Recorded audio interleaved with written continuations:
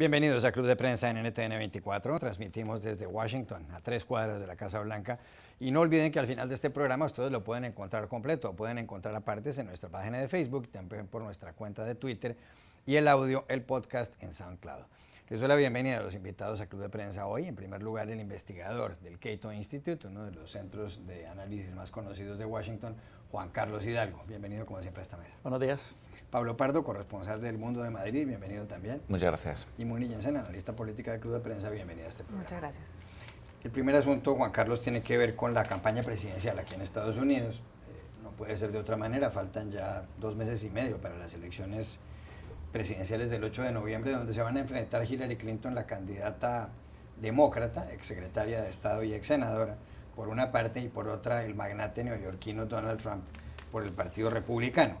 El diario The New York Times tiene hoy una primera noticia sobre Paul Manafort, que es el jefe de campaña del señor Trump, y amplía un poco informaciones que se habían dado en las últimas semanas, según las cuales miembros de la campaña de Trump y el propio Trump tienen muchos nexos con Rusia, con el gobierno de Vladimir Putin.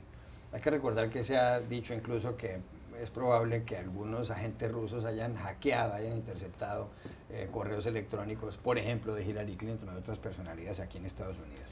Lo que cuenta este artículo es que el señor Manafort ayudó durante varios años a Víctor Yanukovych, que era el presidente de Ucrania. El señor Yanukovych finalmente huyó de Ucrania, se fue para Rusia, después de que tras 4 años de gobierno, los ucranianos salieran a las plazas principales de las ciudades para rechazar. Ellos querían que Ucrania firmara un acuerdo por el cual se iban a acercar a la Unión Europea. El señor Yanukovych quería lo contrario, que se acercara la economía ucraniana a la economía rusa, a la economía del país presidido por el señor Putin. Lo cierto es que el Times publica este artículo diciendo que Manafort ayuda a Yanukovych y que en algunos libros revelados ahora por los servicios de inteligencia ucranianos constan pagos que aparentemente se le hicieron a Manafort por $12.700.000. El señor Manafort ha desmentido todo en politico.com, ha dicho que esto es una acusación tonta e infundada. ¿Es esto grave o no es grave? Sí, es grave. Es grave porque el régimen de Yanukovych desfalcó al Estado ucraniano. Fue un régimen caracterizado por altos niveles de corrupción, altos niveles de compadrazgo, donde se crearon muchísimas fortunas alrededor de negocios ilícitos con empresas energéticas ucranianas y con todo tipo de actividades económicas. No solo eso, la relación simbiótica entre Yanukovych y Putin. Eventualmente Yanukovych huyó hacia Rusia cuando cayó su gobierno, después de las protestas del Maidán. Y el hecho de que salga, con solo que salga Paul Manafort asesorando a tal tipo de personaje como Yanukovych, ya de por sí debería despertar alertas. Que salgan supuestos pagos en el orden de $12 millones, también, o sea, todavía aumenta el peso de esta incriminación. Además, se señala en esta nota de que no solo recibió supuestos pagos por haber asesorado a Yanukovych, sino que también habría participado en negocios mediante compañías basadas en Belice, basadas en las Islas Vírgenes, junto con otros oligarcas ucranianos y rusos, aprovechando sus conexiones con el régimen de Yanukovych, con quien al parecer tiene una relación personal muy cercana. Incluso se cita que probablemente jugaba tenis con él. Así que ya esto de por sí debería levantar alarmas sobre la clase de personaje que es Paul Manafort y con la clase de líderes a los cuales asesoraba. No solo eso, sale que también en el pasado asesoró a Ferdinand Marcos, otro tipo que tuvo que salir de las Filipinas también rodeado de acusaciones de masiva corrupción y demás.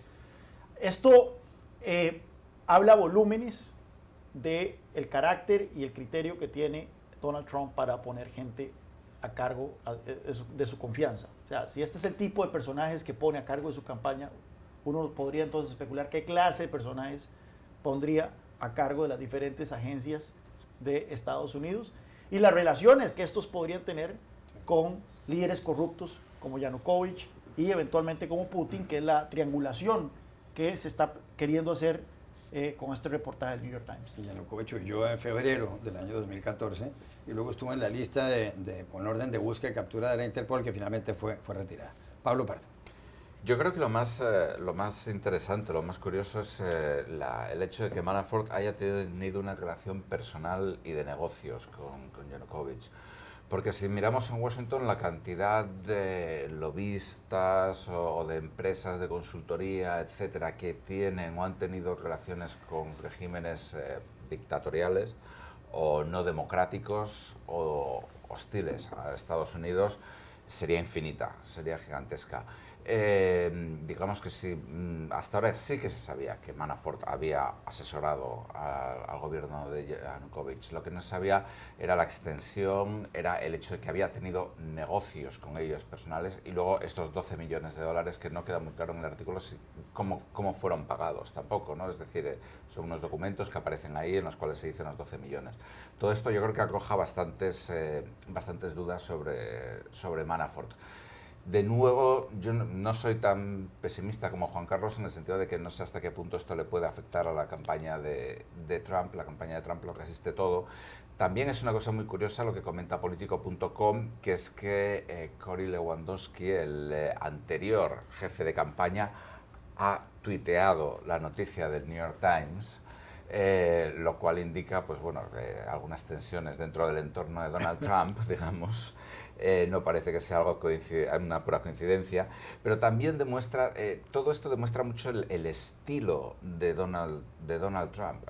Yo ayer precisamente estuve leyendo un artículo antiguo que había publicado Político sobre cómo Donald Trump contrata a gente, los contrata mucho basándose en sus sentimientos hacia ellos, en lo que le inspiran. Por ejemplo, creo que uno de sus máximos asesores, el número 4 o 5 de su organización, era un guardia de seguridad de un torneo de tenis en Nueva York, que le llamó la atención a Trump por cómo sacó a dos tipos que estaban insultando a un jugador. Y bueno, lo fichó, el tipo ha ido subiendo, y ahí está. El propio Lewandowski no era un operador político conocido en Estados Unidos, es decir, es una persona que valora la fidelidad muchísimo y que, a pesar de que se hizo famoso por un reality show en el cual despedía a la gente, nunca despide a nadie, siempre le cuesta mucho despedir. Entonces, yo esto creo que también puede crear muchas tensiones. Hay que tener en cuenta que a Manafort lo pusieron donde está la hija y el yerno de Trump, porque Trump quería seguir con Lewandowski. Entonces, es decir, esto ya acaba siendo casi como la antítesis de una campaña profesional, ¿no? Es decir, como el señor que tú me caes bien, pero mi hijo quiere que estés tú, o sea, una cosa un poco desorganizada. Moni Jansen. Esto empieza a parecerse una película de espías, y se imagina uno mirando adelante, si Trump llegara a ganar, que cada vez es más improbable tener al señor Manafort, que es un agente ruso, aparentemente de jefe de gabinete o en algún cargo importante. Sería divertido si no fuera una probabilidad real. Uno se sorprende que pasan las horas y el señor Manafort no renuncia. En cualquier campaña, en este país y en muchos otros, donde ocurra algo que a lo mínimo es una distracción para la campaña. Hoy está previsto un gran discurso sobre política exterior de Donald Trump. Obviamente nadie le está poniendo atención a esto por ocuparse de este escándalo. Es decir, no ruedan cabezas jamás en la campaña de Trump, ni son responsables de los hechos y de los cuestionamientos. Es la segunda vez, el segundo campanazo que hay de una posible infiltración o participación del presidente ruso en la campaña de Estados Unidos. La primera la mencionó usted con la filtración de los correos del Comité Nacional Demócrata, donde se comprobó, digamos, que las fuerzas de seguridad vieron una clara implicación rusa. Pero también es peligroso porque Donald Trump, al ser un candidato ya en la recta final de su campaña, empieza a recibir unos briefings de seguridad por parte de las agencias de seguridad de Estados Unidos. También la pregunta máxima es si Manafort, cuyas lealtades todavía no están tan bien establecidas, tiene acceso a esa información. Es cierto que Manafort ha desmentido el artículo del New York Times, pero también es cierto que lo que esto pinta es a una situación política muy complicada, a una situación de seguridad nacional, que si algo le preocupa más a los republicanos, más que los demócratas, es la infiltración de Rusia y la presencia de Rusia en la política exterior. es que más allá si recibió 12 millones o no, que eso, bueno, aparece en unos libros contables escritos a mano en cirílico para peores, o sea, no hay ningún tipo de prueba de que haya recibido 12 millones de dólares. El solo hecho, nadie niega que asesoró a Yanukovych. O sea, está ahí, él tenía su oficina a las pocas cuadras del Palacio Presidencial y demás.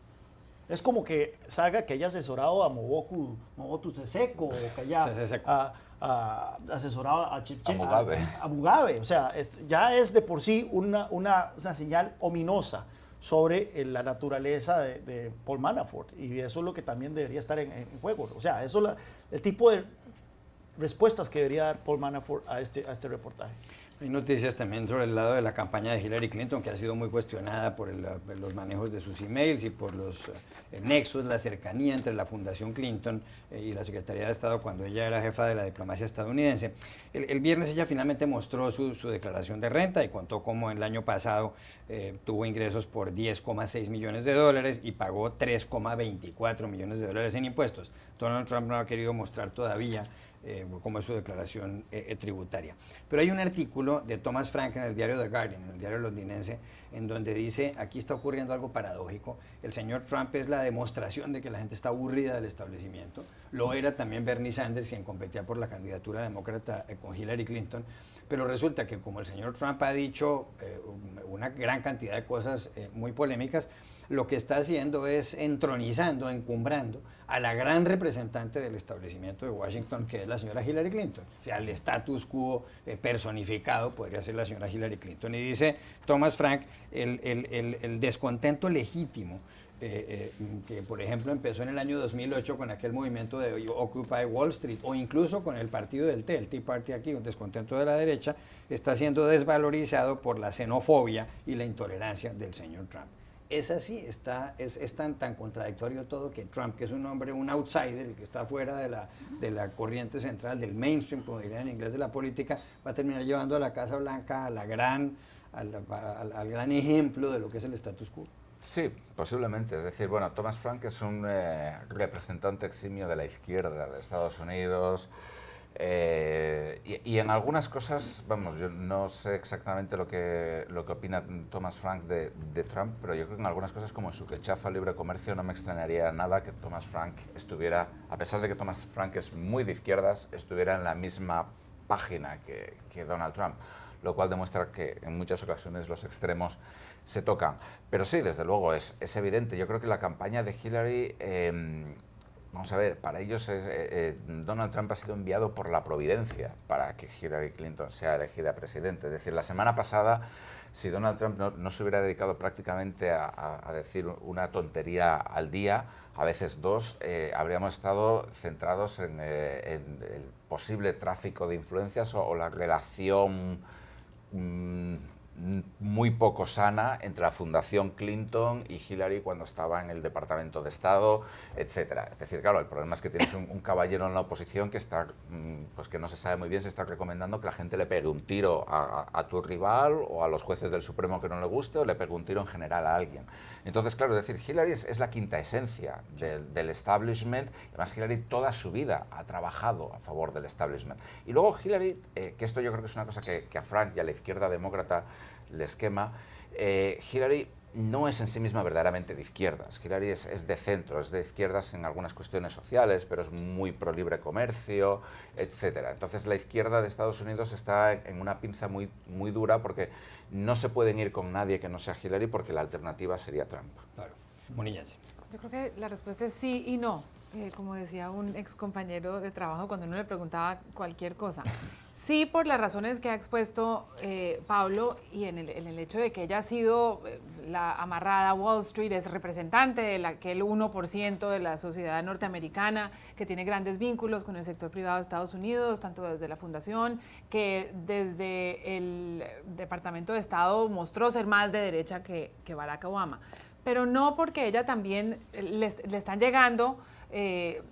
todos los votantes que no se sienten representados por Donald Trump. Me refiero, por ejemplo, a la población negra que casi en masa va a votar por ella si salen a votar precisamente porque Trump los ha alienado de una manera o los ha ignorado de una manera horrible, a las mujeres que se sienten insultadas por Donald Trump, a las minorías hispanas también, que realmente han sido insultadas desde el primer día que lanzó su campaña. Entonces, a los sindicatos, para quien ella está haciendo un discurso proteccionista, mucho más proteccionista de lo que ella en realidad es. Entonces, lo que está Hillary Clinton, ella no debería hacer campaña estos días, debería quedarse en la casa y esperar a que le caigan los votantes que en este momento están asustados o aburridos con Donald Trump. 40 segundos. Sí, no, claramente concuerdo mucho con el análisis de Pablo en el sentido de que el autor es alguien muy de izquierdas, se nota que no ha recibido bien la derrota de Bernie Sanders y todavía se está lamiendo las heridas al respecto.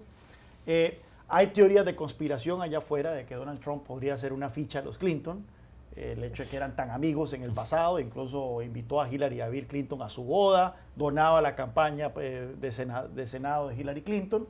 Y bueno, básicamente está haciéndole todo el trabajo a Hillary Clinton. Si esto hubiera sido una elección entre Hillary Clinton y un republicano más o menos normal, estaríamos ante una elección muy reñida. Estaríamos hablando de los conflictos de interés dentro de la campaña de Hillary Clinton, que ahora parece en juego de niños. Mientras tanto, vemos a un personaje que está destruyéndose. Ahora bien, esto no calza con el hecho de que Donald Trump es un narcisista megalómano y no creo que vaya a hacerle ningún favor a nadie en su vida, excepto a él mismo. Pero bueno, claramente cualquier persona con un poco de sentido conspiratorio sacaría cuentas. Ya regresamos a Club de Prensa. Volvemos a Club de Prensa en NTN 24. Pablo, la semana pasada se produjo una noticia que tiene que ver con las grandes fortunas, porque murió el duque de Westminster en Londres, en Inglaterra. El duque de Westminster, que se llamaba Hugh Grosvenor, es un hombre que viene de una dinastía que empezó cuando Guillermo de Normandía, el conquistador, invadió Inglaterra en el año 1066 y derrotó a los pobladores de la isla de Inglaterra en la famosa batalla de Hastings. Lo cierto del caso es que luego vinieron todos sus descendientes hasta que uno, a finales del siglo XVII, se casó con una señora que se llamaba Mary Davis, y la señora Davis era dueña de 500 acres. Un acre es más o menos la mitad de una hectárea. Una hectárea tiene 100 metros por 100 metros. Heredó 500 acres en la zona oeste de Londres. Hoy en día, el duque de Westminster tiene casi 200 acres en gran parte de Londres. Barrios muy célebres, muy exclusivos, como Belgravia, son de propiedad del duque de Westminster. Incluso la embajada de los Estados Unidos queda en terrenos del duque de Westminster. En Londres, la mayor parte de las propiedades no se pueden comprar, o muchas de ellas no. Uno puede adquirirlas por un arrendamiento a 99 años. Esas son del duque de Westminster. Pues su hijo, Hugh Richard Louis Grosvenor, tiene solo 25 años y ha heredado 12.000 millones de dólares, es dueño de medio Londres, como hemos dicho, y además tiene la fortuna número 68 en el mundo, es la tercera persona más adinerada del Reino Unido, séptimo duque de Westminster. La gente se pregunta cómo es posible que alguien con tan corta edad sea dueño de medio Londres. Me gusta que me preguntes a mí cuando se habla de multimillonarios, evidentemente. Bueno, pues todo empezó en el año 1066. ¿Quién les iba a decir en Hastings que iban a acabar así? Bueno, no lo sé, tradición británica, etcétera, etcétera. Tiene también una finca en España, por cierto, una finca bastante espectacular, aunque, bueno, en España también la nobleza española, como tú bien sabes, tiene unas fincas absolutamente gigantescas, aunque no tienen propiedades urbanas, las tienen rurales. No sé en el caso de Gran Bretaña, pero bueno, en el caso de España, por ejemplo, la duquesa de Alba, que tenía más títulos que la reina de Inglaterra, era una de las mayores... 42 títulos, 7 de ellos con grandeza de España. Era una de las mayores receptoras de subvenciones de la Unión Europea. Porque tenía tantas propiedades que recibía ayudas agrícolas, lo cual nos indica muy bien lo bien que están diseñadas este tipo de ayudas. Habría que ver también si el ducado de Westminster recibe algún tipo de ayudas o de subvenciones en Londres. Una cosa que me llamó la atención es entre los millonarios pues eso, de entre 25 y 30 años, hay muy pocos que hayan hecho ellos el dinero, digamos, ¿no? Estaba uno de los fundadores de Snapchat. Evan Spiegel y Bobby Murphy, sí, tienen alrededor de 1.500, 2.000 millones de dólares. Nada comparado Sí. con el Duque. Bueno, en su época estaba Mark Zuckerberg de Facebook, etcétera, pero bueno, parece que la única manera de convertirse, curiosamente, en el mundo actual en mega multimillonario es que tu padre haga un buen testamento. Juan Carlos Hidalgo. Sí, hace unos días salió en el Financial Times una nota que decía que un reportero le preguntó al sexto duque de Westminster, que acaba de morir, qué consejo le daba a jóvenes empresarios que quisieran emular su éxito. Y el tipo le contestó que se garanticen tener un ancestro que fuera amigo de de Guillermo el Conquistador. Aquí es interesante porque muchas de estas fortunas que han existido a lo largo de la historia británica desaparecieron, principalmente luego de la Primera Guerra Mundial. Los primeros gobiernos progresistas, principalmente los gobiernos laboristas, le pusieron grandes impuestos a estos grandes tenedores de tierras. Recordemos que por las leyes, que yo no sabía que todavía existen, estas leyes de primogenia, estos bienes raíces, estas grandes propiedades no se pueden partir entre los hijos de un heredero, sino que el primogénito, el hijo, La primogenitura, ¿sí? el primogénito hijo masculino es el que hereda toda la propiedad. Ahora bien, esto es un martirio cuando llega a la hora de pagar impuestos de propiedad, porque entonces es literalmente una fortuna lo que se necesita, y al menos que las propiedades estén generando suficientes ingresos, es que entonces estas propiedades tienden a diluirse. El hecho de que el duque de Westminster haya mantenido una fortuna tan alta significa que ciertamente le está dando valor a sus bienes raíces, principalmente por el hecho de que quedan en el oeste de Londres, ¿verdad? Munillanza.